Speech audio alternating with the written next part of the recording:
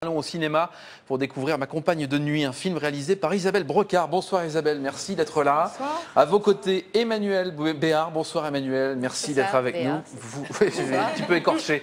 Oui, mais bien. Mais j'ai déjà schmuté sur l'heure tout à l'heure, donc je continue, ne vous inquiétez pas. Je ne me vexe pas. Ça va alors. Continue. Je peux continuer? Vous jouez le rôle principal dans ce film. C'est vraiment c'est une femme qui est en fin de vie en fait.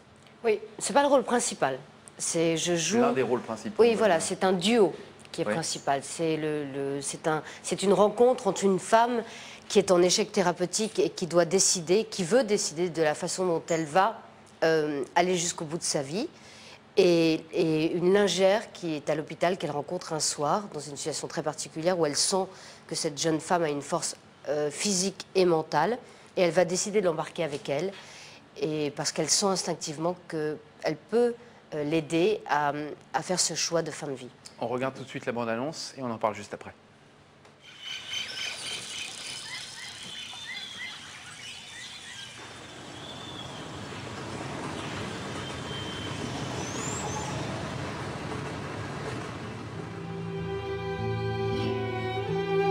C'est qui la fille? Marine, elle habite ici. Tu l'héberges? Oui. Bah, pourquoi tu lui donnes pas ma chambre? Mais tu sais, Anna, je peux plus rester seule maintenant. Vous allez pas prendre la voiture là?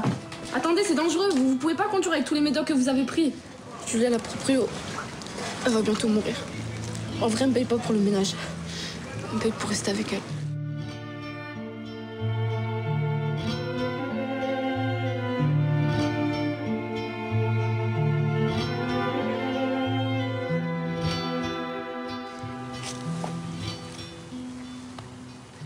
Pourquoi tu m'as pas parlé? Hein, pourquoi tu m'as pas fait confiance? Un tout petit peu confiance. Pourquoi vous jouez, Marine? Vous faites le ménage, vous prenez le message et maintenant vous faites le taxi. Et vous, à quoi vous jouez? À quoi vous jouez? Pour qui vous prenez?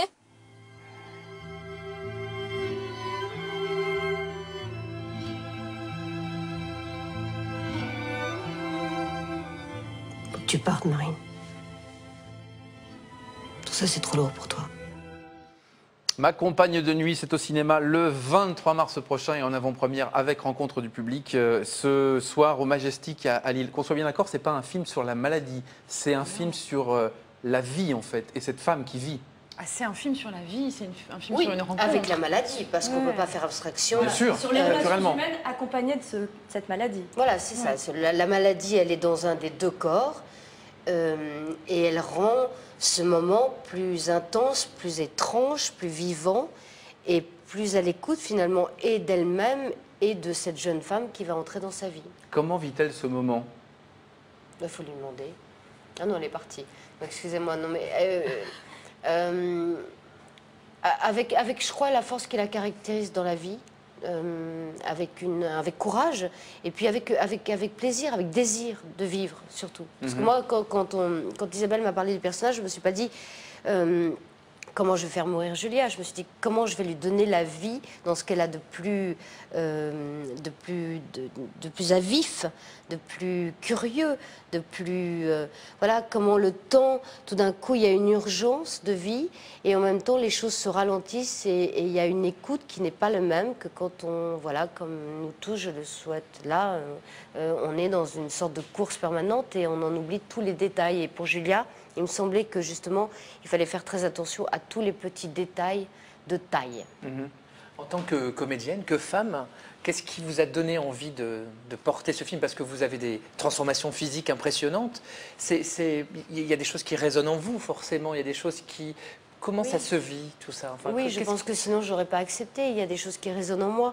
Après, je n'ai pas essayé de savoir exactement pourquoi, comment, mais simplement, moi, je fais partie intégrante de ce monde. C'est en tant que femme, plutôt que je l'ai accepté, cette aventure. Et je me suis dit... c'est quelque chose qui pourrait un jour se conjuguer à la première personne. Pour le moment, c'est pas mon état. Mais j'ai vu des gens partir. Je vois des gens souffrir du départ des autres. Je vois des gens souffrir de la maladie. Donc c'est simplement un regard qu'on porte autour de soi, les yeux ouverts sur le monde qui nous entoure. Et puis être comédienne, c'est aussi souvent témoigner. Pas d'une réalité, mais de la façon dont on interprète la réalité. Mais là, vous allez très loin parce que vous avez des vrais changements. Ouais. Je trouve que c'est un film que vous portez très fort. À quel Ah bah, moment c'est s'est tel imposé qu'il le faut. choix d'Emmanuel? Ça s'est imposé. J'ai envie de dire, ça s'est imposé quand on s'est rencontrés. Enfin, je veux dire que j'avais un peu un rêve secret. En même temps, c'est un premier film, donc j'ai pas crié haut et fort, ce sera Emmanuel Béard, parce que ça aurait été super prétentieux. Et voilà. Et en même temps, quand j'en ai parlé à la directrice de casting qui s'en occupait, elle m'a dit, mais oui, Emmanuel Béard, c'est quelqu'un qui peut avoir ce courage-là c'est une aventurière, quoi. Et ça me plaisait. Et effectivement, je trouve que on s'embarquait dans une aventure. Voilà. Dans ce film dont vous parlez du cancer, est-ce que c'est encore tabou le cancer aujourd'hui en France? Bah oui, je crois. Ben, je sais pas, il y a beaucoup de gens qui disent, qui parlent pas de mort, mais qui parlent de départ. Il y a beaucoup de gens qui parlent On de parlait longue tout à l'heure de maladies incurables, Voilà, on pourrait de dire longue cancer maladie. aussi. Oui, quand c'est un On dit cancer. souvent une longue maladie. Ouais. On ne dit pas effectivement une mort du cancer. Quoi. Ça reste quelque chose qui est difficile à exprimer.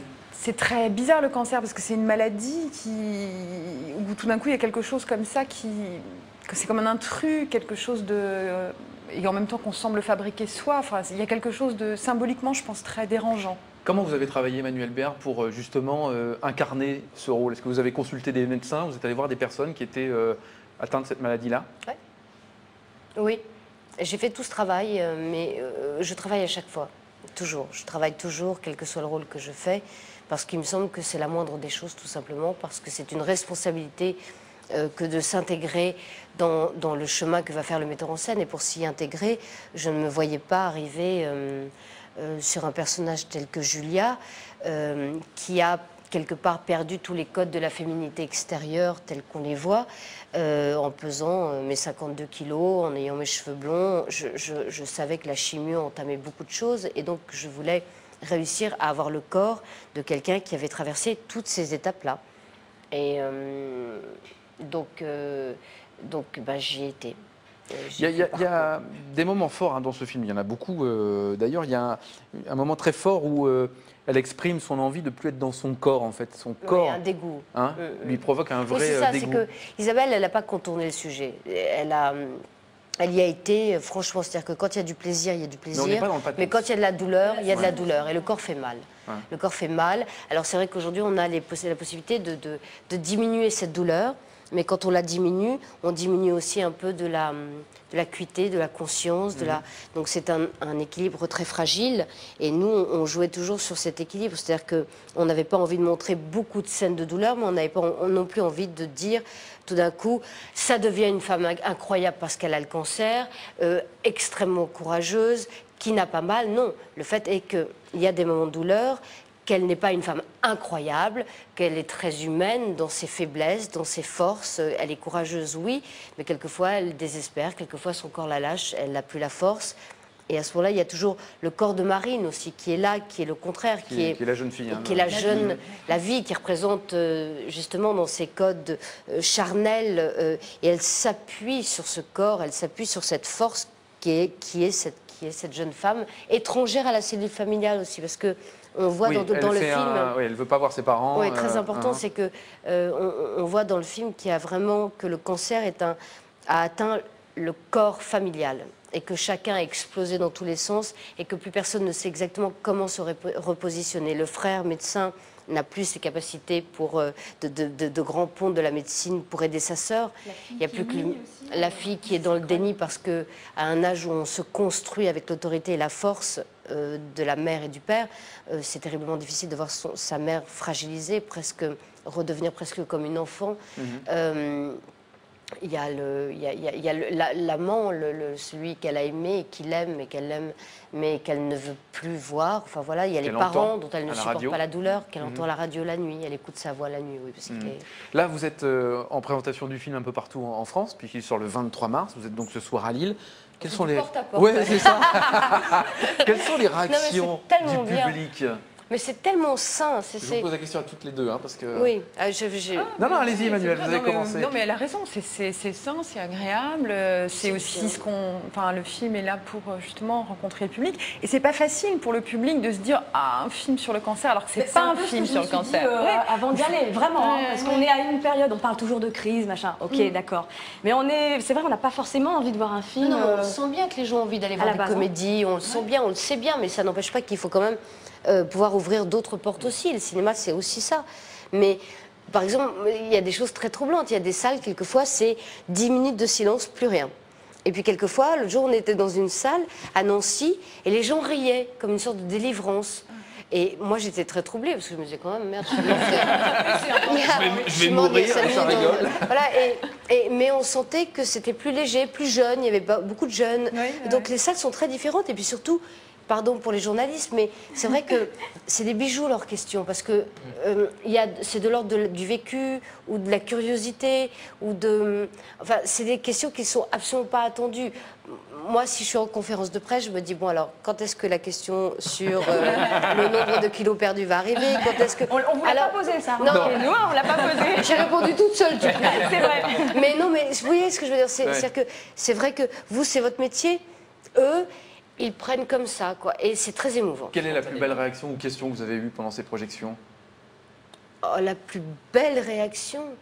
Oh, je sais pas, il y a une jeune femme, toute jeune, dont on finissait par imaginer qu'elle avait vécu quelque chose. Et moi, je lui ai posé la question après, non. Mais elle était curieuse de tout, de tout. De savoir ce que c'était, si ça faisait mal, comment on mourait, qu'est-ce que ça voulait dire dans le plaisir, quels étaient le genre de plaisir qu'on avait en fin de vie. Elle était complètement fascinante, cette jeune femme. Vous avez peut-être mis des sensations sur un mot qu'on n'emploie pas souvent aussi. Enfin, je veux dire, en parlant du cancer de cette manière-là, vous avez peut-être aussi ouvert des yeux sur comment ça se vivait. En tout cas, ce qui est sûr, c'est que les gens dans les salles sont... je ne sais pas si apaisé, c'est le terme, mais il y a quelque chose de cet ordre-là. C'est-à-dire qu'il y a une appréhension, je pense, à entrer. Et quand ça se rallume, ils se disent... Il n'y a pas de douleur. Il n'y a pas de douleur et ils sont heureux d'être venus parce que, je sais pas, quelque chose peut-être de leur histoire, mais pas forcément. Cette jeune femme, elle n'avait rien vécu de particulier. Mais oui, effectivement, peut-être que c'est parce que ça mettait des mots sur des questions, Des choses qu'on ne connaît pas. sur un Merci tabou. beaucoup à toutes les deux d'être venues, d'en avoir parlé avec passion en tout cas, parce qu'on vous sent vraiment investi dans ce film qu'il faut aller voir. C'est très bouleversant, ça s'appelle Ma compagne de nuit et c'est au cinéma à partir du 23 mars prochain.